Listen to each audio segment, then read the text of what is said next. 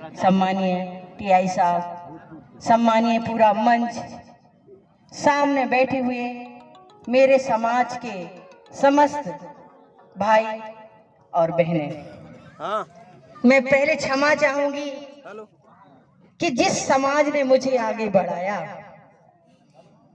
जिस समाज ने मुझे अंधेरे से खींचकर उजाला दिखाया, उस समाज को मैं तहे दिल से सत सत नमन करना चाहती हूँ। भैया तुम्हारा यार हर बार माइक खराब हो रहा है। आज संत शिरोमणि रविदास जी की जयंती मनाई जा रही है। उसमें आए हुए समस्त भाई बहनों ने आज सब्र से सभी को सुना, और जो कि समाज के लिए बहुत जरूरी है। जिनका हम यह कार्यक्रम मना रहे हैं, जिनके लिए हम सुन रहे हैं, वो रविदास जी संत शिरोमणि कहलाए। इसके पीछे आप जानते हैं कि मुख्य कारण क्या था। जिस समय भगवान रविदास जी का जन्म हुआ, उस समय भारत की अर्थव्यवस्था पिछड़ी हुई और छिन्न भिन्न थी। जाति पाति का बोलबाला था। हर तरफ हर व्यक्ति छोटी जात के लोगों को बहुत ही हे दृष्टि से देखता था। ऐसे में हमारे रविदास भगवान ने अपने ज्ञान और अपनी बुद्धि और अपने विवेक के बल पर इस समाज को रास्ता दिखाया और संत शिरोमणि कहलाए। कहते हैं ना कि कुछ किए बिना ही जय जयकार नहीं होती, कुछ किए बिना ही जय जयकार नहीं होती, और कोशिश करने वालों की कभी हार नहीं होती। मेरे भाई, आज हमारी बहनें भी बैठी हैं। क्योंकि मैं शिक्षा जगत से जुड़ी हूँ, और जिस समय मैं शिक्षा प्राप्त कर रही थी, 10वीं पढ़ रही थी, तभी मेरी शादी कर दी गई थी। शादी हो चुकी थी, लेकिन मेरे माता पिता और पति के सहयोग से आज मैं आपके सामने हूँ, और मेरे समाज के सहयोग से आज मैं बोल पा रही हूँ और आप सुन पा रहे हैं। जब तक आप मेरे साथ नहीं होते, निश्चित रूप से हम कुछ ही नहीं कर पाते।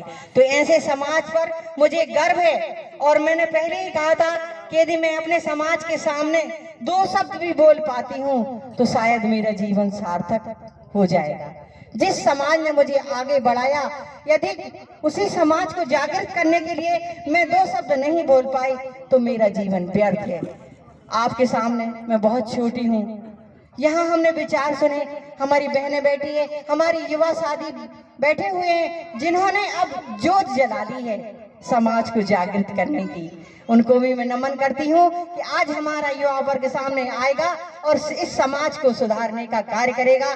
और आज हम जो पिछड़े हुए हैं, उसमें हमारी माताएं बहुत अच्छी भूमिका निभा सकती हैं, क्योंकि शिक्षा एक ऐसा साधन है जिसके लिए हमें कुछ भी नहीं करना पड़ता, सिर्फ अपने बच्चे को शिक्षित करना है। शिक्षित करने के लिए हमें बालिका को आगे लाना है। बालिका पढ़ेगी, पूरा परिवार ही पढ़ा लिखा हो जाएगा।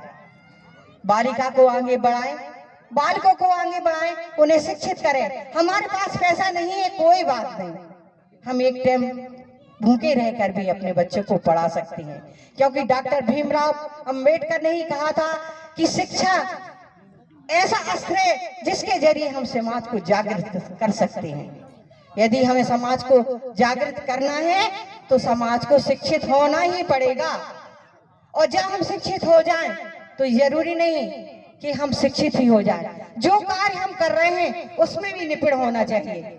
ऐसा नहीं कि हम पढ़ लिख गए और हमसे कहा जाए कि बेटा आज ये दीवार है, इसको पोत दे। अरे हम इतने पढ़ गए, हम क्यों दीवार पोते, हम क्यों अपना घर का काम करें? ऐसा नहीं होना चाहिए। आज हमें आगे बढ़ने के लिए काम में भी निपुण होना है, अपने व्यवसाय में भी निपुण होना है। छोटा सा कार्य कोई छोटा नहीं होता। आज आप जान रहे हैं कि शासकीय नौकरियों का अभाव है, व्यावसायिक शिक्षा को महत्व देना होगा, तभी ये समाज आगे बढ़ेगा। और सबसे मुख्य बात ये है कि माता पिता का जब तक योगदान नहीं होगा, बालक आगे नहीं बढ़ेगा। माता, हमारी माताएं जो सामने बैठी हैं, क्या जानती हैं?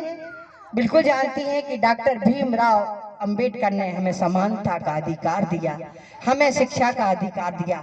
तो हमारी माताओं बहनों से प्रार्थना है कि जब हम भगवान शिव की पूजा करते हैं, भगवान राम की पूजा करते हैं, तो क्या हम भगवान अंबेडकर की पूजा नहीं कर सकते? उनकी पूजा उनके विचारों को आगे बढ़ाने में है। उनके विचारों को हम आगे बढ़ाएंगे, जिन्होंने हमें आगे बढ़ाया, समानता का अधिकार दिलाया, शिक्षा का अधिकार दिलाया, नारी को सबसे ज्यादा अधिकार दिलाए डॉक्टर भीमराव अंबेडकर ने। तो क्या हम उनके विचारों को आगे नहीं बढ़ा सकते? उनकी पूजा करें। आज निश्चित रूप से ये समाज प्रकाशमान होगा। कहते हैं कि जब रविदास जी का जन्म हुआ तो वो रविवार का दिन था, और जन्म लेते ही सारा आकाश प्रकाशमान हो गया था। तो उनका नाम क्या रखा गया? रविदास। रवि का अर्थ है सूर्य। सूर्य क्या करता है? सारे जगत को प्रकाश देता है। इसलिए भगवान ने हमारे सारे विश्व को संदेश दिया, समानता का अधिकार, सबका अधिकार है। जाति जाति में कोई भेद नहीं होता। उन्होंने ये बताया था कि जाति के कारण कोई नीच नहीं होता, नीच अपने कर्मों के कारण होता। तो सबसे पहले हमें अपने कर्मों पर ध्यान देना होगा। हम जो भी कमाते हैं, आप जानते हैं कि हम बहुत गरीबी से निकले हैं, आज भी हमारे पास गरीबी है, अभी गई नहीं है, इस बात को आप मत भूलें। हम कुछ छोटे थोड़े से मुट्ठी भर लोग इस ओर बढ़ पाए हैं। तो आज जरूरी है कि जब हम गरीब हैं और मजदूरी करने जाते हैं और 100 रुपया मिलता है, तो हम घर में देते हैं 25 और 75 कहाँ खर्च कर देते हैं, सब आपको मालूम है। अरे भाइयों, वो 75 रुपये बचाइए, वहां मत जाइए जहां हमें जाना नहीं चाहिए, मत जाइए। अब मेरा हाथ जोड़कर निवेदन है कि आप जिस दिन शराब को त्याग देंगे, निश्चित रूप से, ये पहले ऋषि मुनि शराब देते थे ना, मैं सोचती हूँ शायद वो आपके ऊपर से हट जाएगी, कोई आपका कुछ नहीं कर पाएगा और आप आगे बढ़ेंगे, आपका परिवार खुशहाल होगा। जहाँ रोज झगड़े होते हैं, लड़ाई होते हैं, वो क्यों होते हैं आप जानते हैं? रात में उसका मुख्य कारण है कि जब हमारे भाई कमा कर लाते हैं तो कुछ हिस्सा ही घर में देते हैं, बाकी सब वहां उड़ा आते हैं और घर में कुछ नहीं रह जाता। अब शिक्षित कैसे होंगे बच्चे? परिवार को कैसे पोषण मिलेगा? अच्छा खाना कैसे मिलेगा? अच्छा भोजन कैसे मिलेगा? और जब लड़ाई झगड़े होते रहेंगे तो अच्छे विचार कहाँ से आएंगे? अच्छे विचार, अच्छे संस्कार तभी दे सकते हैं जब व्यक्ति अपना आत्मनिरीक्षण करे, अपने आप को सुधारे। जब तक हम अपने आप को सुधारेंगे नहीं, अपने समाज को सुधारने की बात नहीं कर सकते। हमें अच्छा बनना होगा, हमें समाज को बदलना है, हमें अपने परिवार को खुशहाल बनाना है। तो हमें उन चीजों को छोड़ना होगा जो कि हमारा पतन करती हैं, हमें पतन की ओर ले जाती हैं। आज समाज में निश्चित रूप से निराशा जरूर है, लेकिन ऐसा नहीं है कि यदि हम समाज को कुछ दे नहीं सकते, अच्छा कर्म करके ही समाज को सब कुछ दे सकते हैं। और आप ये भी ध्यान रखिए कि ये मुश्किल जो रहती है, थोड़ी मुश्किल जरूर जाती है। जब हम आगे बढ़ते हैं तो अनेक कठिनाइयां आती हैं हमारे सामने, ऐसा नहीं है कि सब कुछ ऐसे ही मिल जाता। संत रविदास जी ने भी सब कुछ ऐसे नहीं मिल गया था, उनको शिरोमणि की उपाधि मिली थी। उनके ऊपर जो पंडित थे उन्होंने कुचक्र चलाया था कि ये छोटी जाति का व्यक्ति कैसे सबको उपदेश दे रहा है, कैसे सत्य मार्ग पर जाने का रास्ता बता रहा है। उन्होंने जाके वहां राजा से शिकायत की थी, तब राजा ने एक शास्त्रार्थ कराया था। और जब विद्वानों का शास्त्रार्थ हुआ तो आप देखिए कि हमारे रविदास भगवान जी बुद्धि के बल पर ही सबसे आगे आए और बाकी लोग हार गए।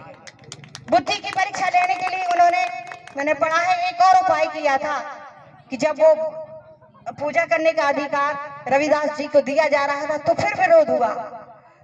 तो फिर राजा ने और जनता ने एक शर्त रखी कि जिसकी मूर्ति ठाकुर पानी में बहाएं और पानी से जब ऊपर आ जाएंगे बुलाने पर उसे पालकी में बिठाकर शहर में घुमाया जाएगा और उसे ही पूजा पाठ का अधिकार रहेगा।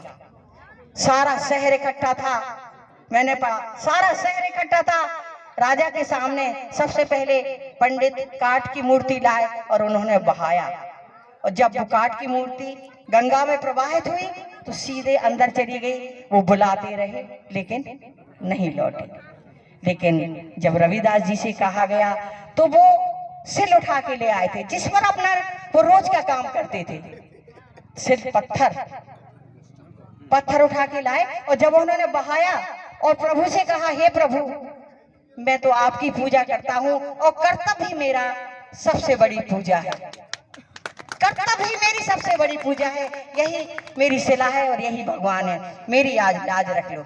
और जब उन्होंने नेत्र बंद किए और जब नेत्र खोले तो देखा कि शिला ऊपर तैर रही है। तो निश्चित रूप से ये मैं मानती हूँ कि इसमें कर्तव्य को सबसे ज्यादा महत्व दिया गया है और विद्वता को सबसे ज्यादा महत्व दिया गया है कि उस जमाने में, जिस जमाने में अंधकार था, उन्होंने अपनी विद्वता को सिद्ध किया। उन्होंने ये बता दिया कि शिक्षा के बल पर सारे विश्व को एक किया जा सकता है। समानता की, जिस बात बेगमपुरा की बात की, तो बेगमपुरा की कल्पना ऐसे शहर की कल्पना थी कि जहां जात पात नहीं है, जहां बैर नहीं है, जहां छुआछूत नहीं है, जहां घृणा नहीं है, जहां भय नहीं है। देखिए आप उस जमाने में, आज से वर्षों पुराने जो कल्पना उन्होंने की, हमारे भीमराव अंबेडकर, हमारे मसीहा, उन्होंने उसी को मूर्त रूप दिया और संविधान बनाया, जिसमें समानता का, शिक्षा का, सबको एक बोलने का अधिकार है। ये सोचिए, इन विद्वानों ने हमारे लिए सब कुछ किया। आज निश्चित रूप से यदि हम उनके बताए हुए मार्ग पर नहीं चल सके तो ये हमारी सबसे बड़ी कमी होगी। हम समाज का उत्थान कैसे करेंगे? समाज को आगे बढ़ाने के लिए हमें उनके